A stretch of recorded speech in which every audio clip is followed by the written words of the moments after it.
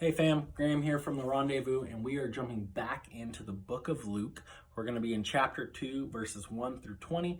If you haven't taken time to read that, pause this video and go do that. We think it's really important that you're learning to read the Bible. No other book has affected the world like the Bible has, and maybe that book could also affect your life as well. So take a second, read chapter 2, verses 1 through 20. And honestly, there's a lot going on in this chapter. You got a census being taken, which means that people are traveling all over the place.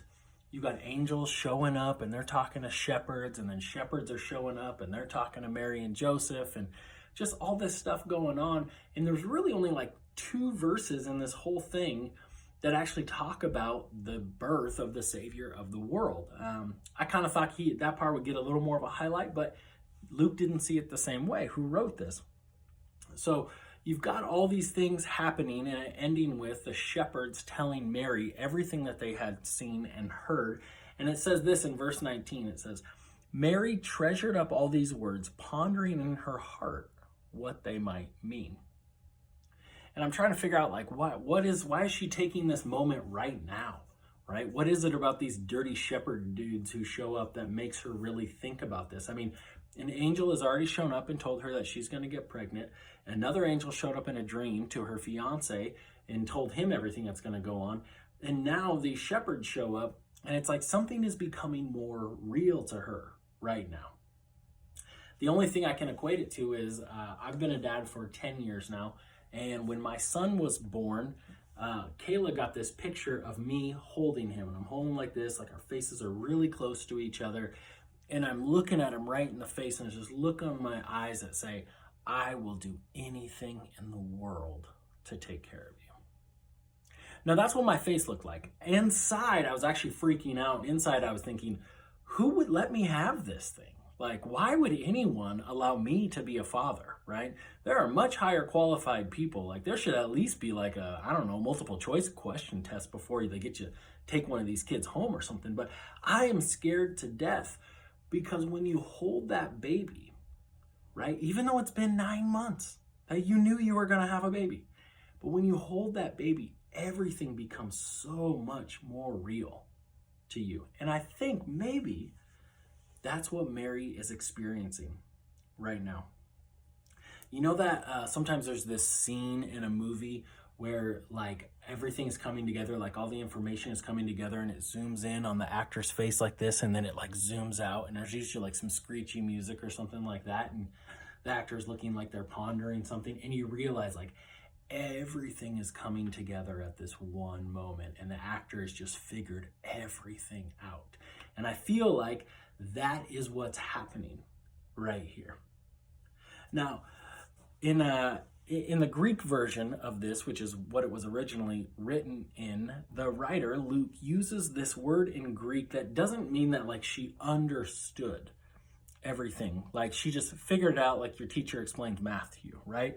It means more like she is now correctly interpreting through divine revelation. Okay, now that's a lot. I know that's a big thing, but let's just break it down for a second.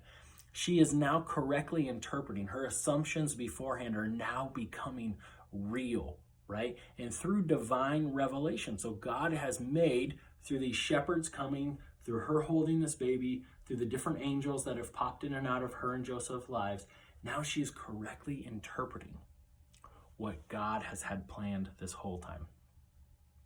And I think that if you are going to take Christianity seriously, if you're going to follow Jesus, you're going to have moments like this, where you're going to realize, wow, what I thought was going on, what I thought God was calling me to, it's really coming into fruition. It's really happening, and that might have some implications. Every year, a few of you guys want to go on a missions trip with me, and it's like every year that hits a couple of you really hard when you're like, God's calling me to go on this mission trip. I'm going to go on the mission trip. And then it's like, oh, I have to pay how much money?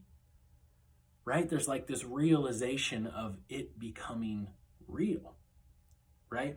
Some of you maybe are getting to a point where you're like, I either want to stop doing these things or I want to start doing those things. And there's implications for that. Like it becomes real when you show up to your friends group and you have to say, yeah, I don't really do that anymore.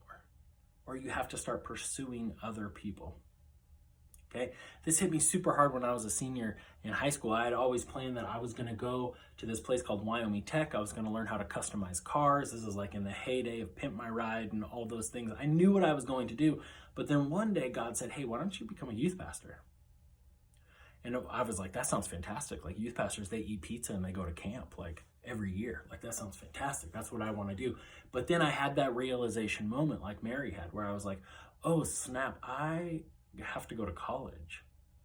I don't even know how to apply for college, let alone pay for college. I didn't even figure that stuff out yet. Right? But if you want to do what God's calling you to do, you're going to have these moments of realization where you say, I don't know how this is going to work. I don't know how this can actually pan out for me. But that doesn't mean God's not asking you to do it. Right? If God gives you the what, he'll give you the how. They just don't always come together. All right? They don't always come in a pair. Tomorrow, we're going to jump back to the book of Matthew. We're going to be reading in chapter 2, verses 1 through 12. Just a few chapters for tomorrow. Matthew 2, verses 1 through 12. Thank you guys for hanging out with us. Peace out.